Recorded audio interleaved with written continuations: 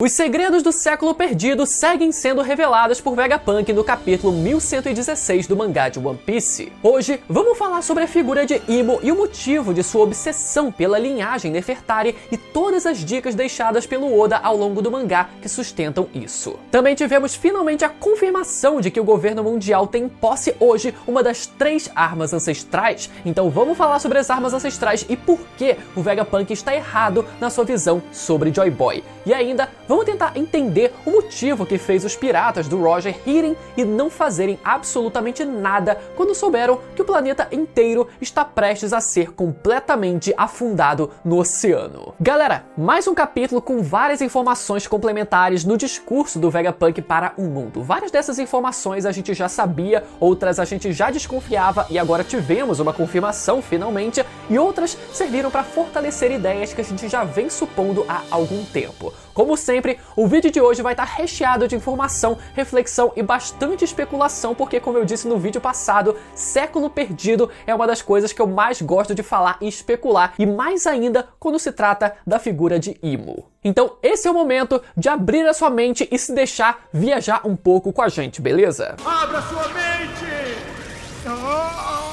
Já chega então desvendando o botão do like para começar. Se você ainda não for inscrito, aproveita e vem fazer parte dessa tripulação se inscrevendo aí embaixo e ativando o sininho. E o mais importante, lembra de conferir o comentário fixado e deixar o seu voto para a gente se classificar para a próxima fase do Prêmio IBEST. Lembrando que quem já votou também pode votar de novo, então não deixe de fazer a sua parte. Vamos lá então, galera. Vimos nesse capítulo que Imo possui um retrato gigantesco de uma mulher que a gente pode supor que seja Nefertari de Lili. Eu sei que o design das personagens femininas de One Piece é praticamente idêntico na maioria das vezes, então esse retrato poderia ser até mesmo uma ancestral perdida da Nami, né? Mas convenhamos que pelo contexto faz sentido a gente supor que aquele seja um porta-retrato de Lily. Mas para entender um pouco mais essa história, vamos voltar lá pro arco do Reverie. Naquele arco, vimos Imo pessoalmente rasgando os cartazes de Luffy e Barba Negra, fincando uma espada no cartaz de Shirahoshi e levando o cartaz da Vivi. Essa cena podia ser entendida de duas formas diferentes. Primeiro, que Imo escolheu Vivi como seu alvo e descartou os outros 3,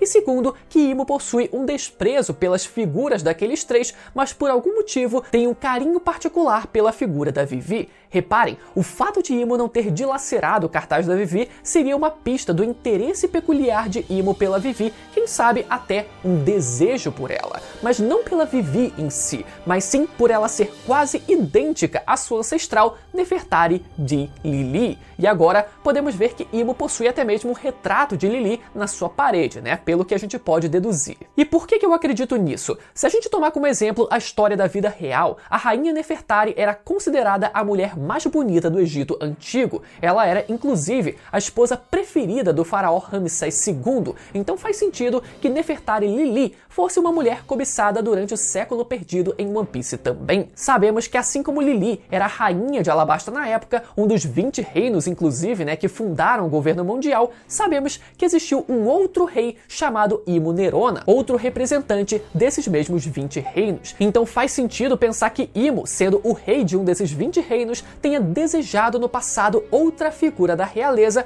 como a antiga rainha de Alabasta. E aqui outro detalhe interessante sobre a rainha Nefertari da vida real é que ela era conhecida, abre aspas, como aquela para quem o sol brilha. Essa frase, dentro do contexto da história de One Piece, pode ser interpretada pela amizade entre Joy Boy e a rainha de Alabasta no passado, a ponto até mesmo dela ter sido considerada um membro do clã dos D. E em paralelo aos dias de hoje, vemos o Luffy tendo uma forte ligação com a atual rainha de Alabasta, a ponto até mesmo dela ter sido considerada um membro oficial da sua tripulação. Olha só que foda esse paralelo. Algumas pessoas também notaram a semelhança dessa cena do retrato de Lili no Salão das Flores com o retrato da atriz de palco Vitória Sindri e sua relação com o Dr. Hogback. Abraço inclusive pro Chopper Careca no Twitter, foi ele que postou uma thread muito boa falando sobre isso. Pra quem não se lembra, Hogback era um cientista apaixonado por Sindri e desejava a todo custo trazer ela de volta à vida de alguma forma. Daí que vemos ela sendo trazida de volta como um zumbi através da ajuda nos poderes do Gecko Moria, ou seja,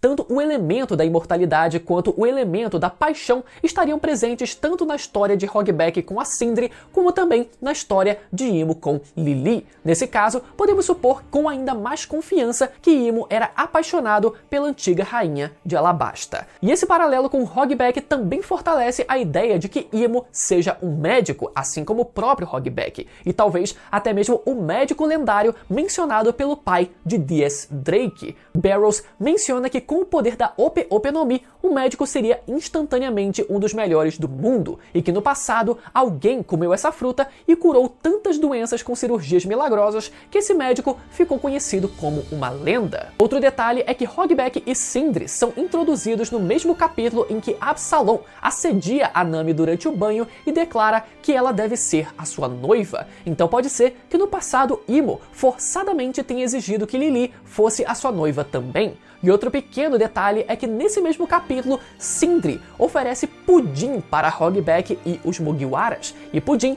foi dito ser uma das comidas favoritas de quem? Nefertari Vivi. Então, se Imo originalmente fosse um médico e possuísse a Ope Ope no Mi, isso fortalece a ideia de que esse desejo e obsessão pela Rainha de Alabasta tenha se tornado tão grande que teria feito com que Imo literalmente tivesse trocado de corpo com Lili, já que essa seria a única forma dele possuir a mulher que ele queria. Essa é uma teoria que eu já comentei aqui no canal ano passado, né? Mas existe a possibilidade de Imo ter realmente usado os poderes da Ope Ope no Mi e se apossado do corpo de Nefertari Lili. Isso porque sabemos que Lili simplesmente desapareceu antes de voltar para o reino de Alabasta durante o século perdido, e também sabemos que Imo apagou a sua própria existência ao se tornar o rei do mundo nos bastidores. Então talvez o motivo desse desaparecimento tenha sido esse. Imo teria se apossado do seu corpo e se tornado o rei do mundo sem que ninguém no mundo soubesse disso. Essa ideia da troca de corpos também é sustentada por uma certa contradição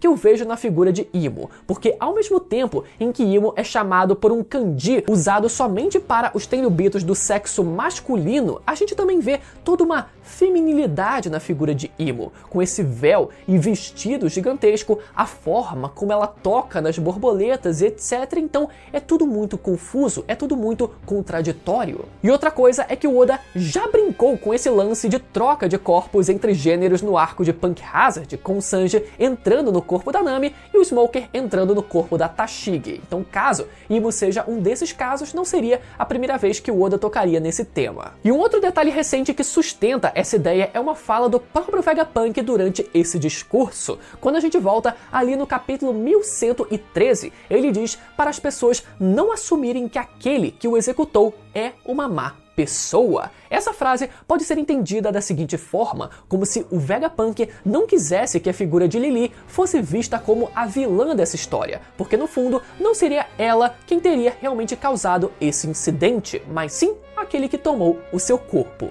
De qualquer forma, essa ideia ela tem alguns contrapontos e eu queria levantar um desses aqui no vídeo. Existe também uma teoria que sugere que Nefertari Lili fosse a antiga usuária da fruta da patinha. Isso por vários motivos que a gente já comentou aqui no canal, incluindo a importância que essa fruta recebeu com o passado do Bartolomeu Kuma. Sabemos que Imo culpa Lili de ter o traído e separado os poneglyphs ao redor do mundo, então teria sido através dos poderes dessa fruta que Lili teria disparado todos os poneglyphs ao redor do mundo num mero piscar de olhos. O problema é que caso Imo tenha se apossado do corpo de Lili, Imo atualmente seria aquele que teria os poderes da fruta da patinha, porque quando ocorre a troca de corpos pela Ope Ope no Mi, os poderes do usuário permanecem no seu corpo original. Então se Lili era a usuária dessa fruta, Imo teria atualmente esse mesmo poder, e sabemos que esse não parece ser o caso, né? Então somente uma dessas duas teorias pode estar certa. Agora, algumas pessoas também notaram um possível paralelo entre o suposto retrato de Nefertari Lili com o retrato encontrado pelo Sanji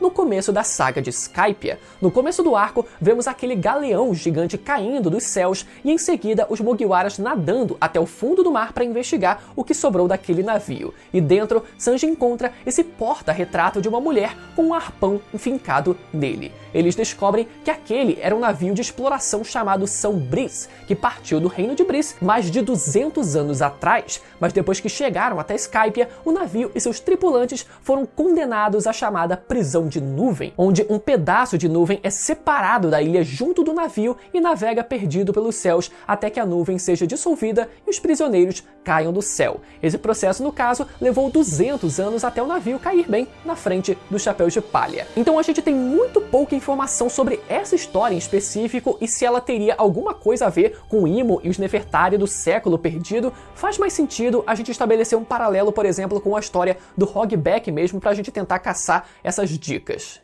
Mas seguindo o capítulo, descobrimos que parte da Mother Flame foi roubada pelo governo mundial para alimentar uma arma ancestral, o que confirma, finalmente, o que todo mundo já especulava, que a arma usada para destruir Lelouch era de fato a arma ancestral Uranus. Mas o que eu queria observar aqui é o fato de ser possível você extrair uma parte dessa chama e inserir em outro objeto. Isso deixa a gente ainda mais próximo da ideia que eu trouxe nos vídeos anteriores, que talvez essa mesma chama no passado tenha sido usada na raça dos Xandorianos, criando assim uma nova raça alada que seriam os Lunarianos, que literalmente usam chamas como combustíveis para fortalecer os seus corpos. Outra coisa que Vegapunk menciona é que Joy Boy tentou garantir que as armas ancestrais fossem passadas para as próximas gerações, e ele se pergunta por que ele queria que isso acontecesse e se o mundo já não havia sido destruído, afundado o suficiente. E aqui eu queria lembrar a vocês uma fala da rainha Otohime sobre a sua própria filha Shirahoshi. Otohime diz que acredita-se que um dia alguém apareceria com o poder de guiar a rainha sereia para o caminho correto e o meio correto de utilizar a sua habilidade, e que quando esse dia chegasse, uma grande mudança aconteceria nesse mundo. Mas se usado da forma errada, esse poder também é capaz de afundar o mundo inteiro debaixo do oceano. Então galera, o raciocínio aqui é muito simples. Assim como o Vegapunk criou uma tecnologia como a Mother Flame para o bem do mundo a princípio, né, a fim de levar energia sustentável para todas as pessoas do mundo, as armas ancestrais seriam usadas de outra forma por Joy Boy, que não envolvia a destruição do mundo, ou se envolvia a destruição de alguma coisa, como por exemplo a Ilha dos Tritões, né, segundo a profecia, que seria teoricamente por um bem maior. Ainda assim, é algo questionável, né? O Vegapunk até usa esse argumento para colocar em dúvida, né, o caráter de Joy Boy, mas eu sinceramente duvido muito que ele fosse um personagem com intenções malignas. No máximo, talvez os métodos usados por Joy Boy fossem questionáveis, com a desculpa de que as suas ações seriam para um bem maior do mundo. Mas eu realmente acredito que ele fosse uma pessoa de coração puro, no máximo talvez alguém inocente, assim como o próprio Luffy. Seguindo o capítulo, descobrimos que o Dendemushi, responsável pela transmissão do Vegapunk, está sendo protegido pelo Gigante de Ferro. Finalmente o robô vai ter alguma mísera participação nesse arco. A gente não sabe exatamente, né, se o Dendemushi está dentro do robô, mas de qualquer forma eu fico feliz que ele vai receber algum destaque a partir de agora. Mas o que eu tenho para falar sobre esse robô é que, apesar de não ter ficado muito claro na primeira vez que ele aparece, ficou muito claro agora como esse robô se assemelha demais à fisionomia da raça dos Onis, os gigantes primordiais desse mundo, que é a raça do Ors. Não sabemos se essa é literalmente uma armadura de um desses gigantes e se existe um gigante de fato por baixo dessa armadura, ou se é apenas um robô que imita a fisionomia dos gigantes originais. O fato é que esse detalhe sustenta ainda mais a ideia de que a raça dos Onis era originalmente aliada do Reino Antigo. Afinal, um desses robôs está usando a tecnologia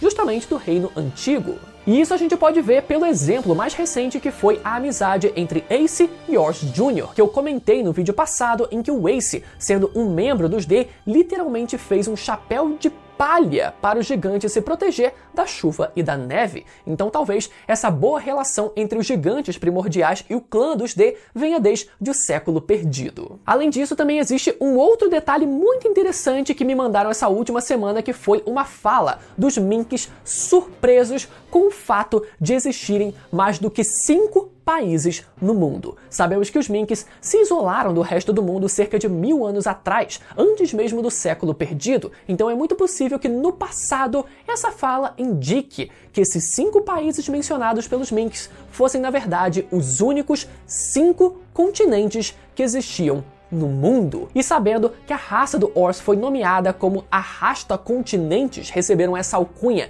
de Arrasta-Continentes, talvez eles tenham arrastado justamente esses 5 continentes que existiam antes do século perdido. E considerando que a raça do Ors era aliada de Joy Boy, talvez eles tenham arrastado os continentes a fim de formar uma única grande nação no mundo 100% unificado, assim como eu venho teorizando nos últimos vídeos. Lembrando inclusive que o nome do castelo da Terra Sagrada de Marijoa se chama Pangeia, o mesmo nome do supercontinente que existia no nosso mundo aqui na vida real, antes dele se dividir nos continentes que conhecemos hoje. Inclusive, quando perguntaram para o Oda o motivo do castelo Pangeia se chamar Pangeia, ele diz que o motivo ele vai deixar para depois. E quem sabe, assim como a raça dos Ors ficou conhecida por arrastar continentes inteiros, pode ser que os reis dos mares também tenham recebido essa mesma função de ajudar a puxar os 5 continentes antigos a partir dos comandos da princesa sereia da época. E quem sabe, até os dias de hoje, esse grande continente ainda exista debaixo do oceano e por isso o Roger disse que deixou tudo naquele lugar lá embaixo. Bom, e já que falamos do Roger, no final do capítulo vemos Vegapunk revelar para o mundo que aqueles que sabem de toda a verdade desse mundo são os piratas do Roger,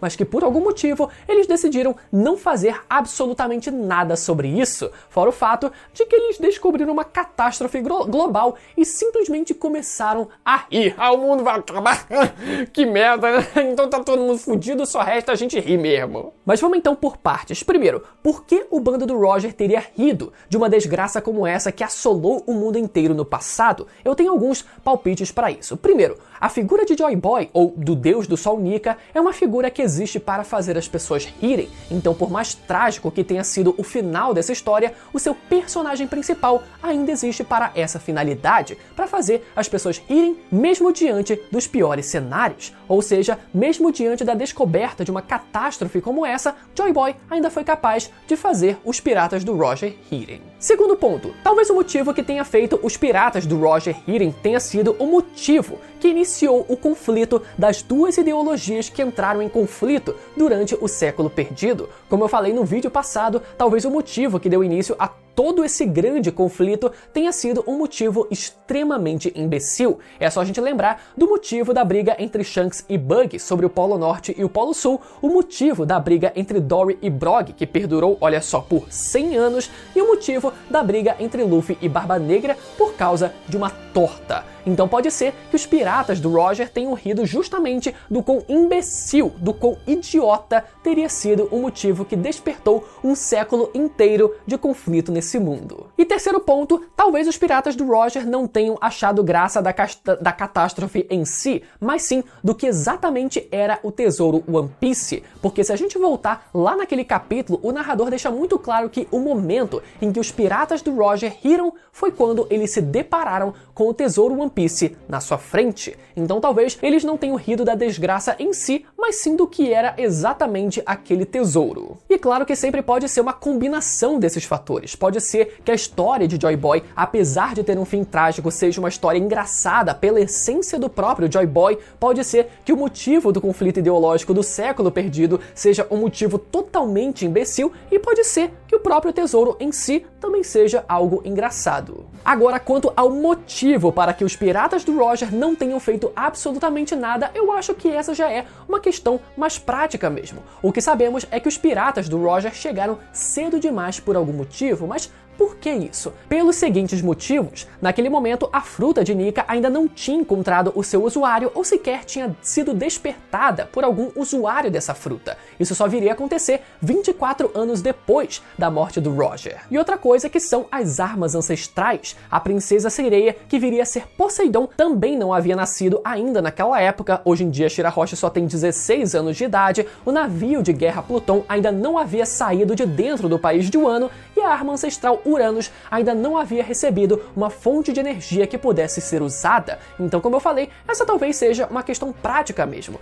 já que o mundo não veria um novo amanhecer enquanto todos esses fatores não estivessem alinhados. E isso não significa que os piratas do Roger não tenham feito nada. A gente viu o Crocus decidindo morar na entrada da Grand Line para servir como uma espécie de olheiro para a próxima geração de piratas. A gente viu o Rayleigh esperando o Luffy chegar até Sabaody, salvando a vida dele e treinando ele durante o time skip. A gente viu o Shanks roubando a fruta de Nika do governo. Então sim, todos eles agiram de alguma forma. Só que eles sabiam que os reais protagonistas da mudança, os reais protagonistas do novo amanhecer do mundo, só viriam a surgir nas próximas gerações. Então a única coisa que eles podiam fazer é tentar encaminhar essa próxima geração para o caminho correto. Bom, como eu disse no começo do vídeo, muita reflexão bacana no vídeo de hoje. One Piece é um universo incrível com muita coisa pra gente tentar desvendar e eu espero que eu tenha contribuído com um monte de loucura, como sempre, né, de alguma forma com tudo que eu trouxe aqui nesse vídeo, beleza? Se você ficou até o final e gostou do vídeo, não esquece de deixar o seu feedback aí nos comentários. E caso você tenha deixado pro final e esquecido, lembra de conferir o comentário fixado e ajudar com o seu voto pra gente se classificar pra próxima fase do Prêmio e Bash, beleza? Até a próxima, tchau!